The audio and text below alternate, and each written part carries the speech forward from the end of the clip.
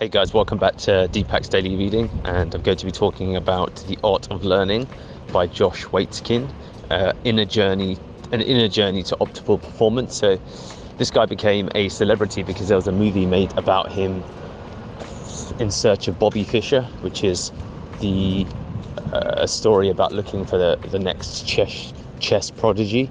Bobby Fischer was a chess prodigy who went on to have the most televised chess match in history, because it was around the time where there was the Cold War, and his match against a competitor from the USSR was popularized as the US against the Cold War, the US against the Soviets.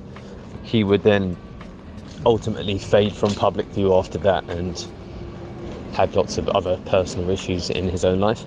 Anyway, separate to that, Josh Waitzkin is interesting because he was, of course, a chess prodigy, but then he went on to later become I think it's called pushing hands, but it's an aspect of competitive Tai Chi champion.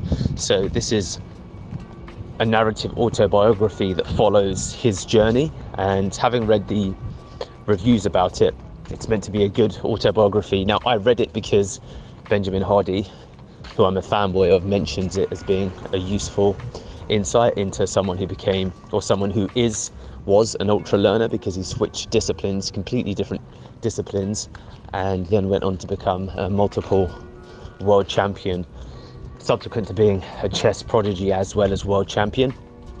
And some of the reviews say that this book is a bit of a misnomer because it doesn't talk to you about the fundamentals of ultra learning. I think it's also actually, this book is referred to in a different book that's about ultra learning, actually.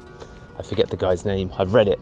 Anyway, what's useful for myself is that I have read multiple books on ultra learning, so it's quite useful engaging in the self-reflection piece they talk about to actually observe where I'm seeing elements of ultra learning come in, and without a bit of a formal understanding of it, it is easily missed. So I do understand those reviews. And to that end, it's also interesting going back to the 7 Habits of Highly Effective People, how it might be that the book is great, but it's just more my perception of it, and it may well just be that I just don't happen to gel well particularly with that book. Anyway, in any event, I'll go through some of the takeaways I've got from this book so far. So I really like this crossover learning element where you apply learning from one discipline to your core area of focus. So again, it just relates to the value of diverse learning and picking up new things, because it's fascinating how you can find applications in one discipline to another. Reconciling this book with grit, I think one of the important things for me is that I need to really, because this book is really in some respects a ode to grit and an ode to deliberate practice. He practices with such deliberate intention that it's just incredible what humans and people are capable of with enough intentional practice. It's really, really incredible, to be honest with you. So yes, it's I'm lost for words when thinking about how much of that I do need to do and what would be possible in terms of accelerating my own learning. So, and this is the first instance where, as much as I've read multiple books on ultra learning, I'm listening to a biography of someone's life now, and in some respects combining them two just makes it more powerful in my mind's eye. So the crossover learning is a big thing. Examples being that he was shooting jump shots when he was learning to play basketball, and that helped him with certain movements in Tai Chi. And then when he was focusing in Tai Chi on breathing and mindfulness, it would help him with recovery between grueling rounds of speed chess. So he is a man who is completely also in love with the process of learning, because he loved the sports he was involved in, if you will, if we consider chess to be a sport. So yeah, that was something that's really clear here, that being passionate about the area within which you're learning, and then if you're not ostensibly passionate, then you have to look for moving the jigsaw pieces to identify the passion within that field. So I'm not passionate about learning Italian independently, but I am passionate about building, for example, a much more fulfilling relationship with Daniela. I am passionate about wanting to wanting her parents to be proud of who she's with, and by not speaking Italian, I keep a gap between us, and that's quite painful to even say out loud. So the principle here is reframing areas where you wish to do work to align it with passions, I think, for me. So self-reflection is also important. So if you will, a post-game analysis, immediate feedback. How did that go? How did you do?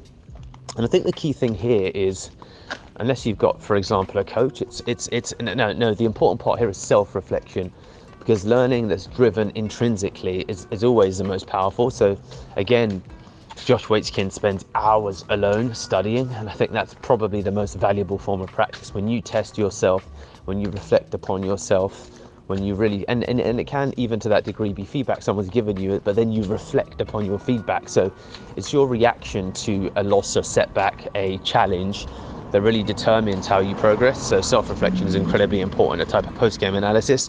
Having immediate feedback loops, so immediately getting a response as close to the actual test, the feedback is, the better, which I know that we know this anyway.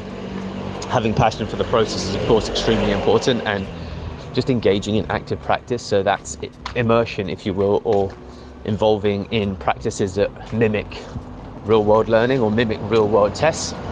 So the other thing that's notable about Josh Waitzkin is that he plays with people who are better and more experienced than himself.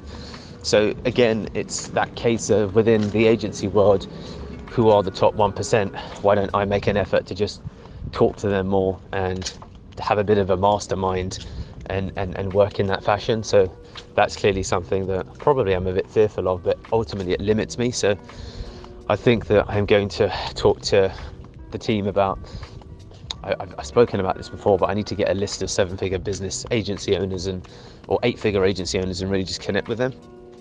So it's the same as entrepreneurship in that extent.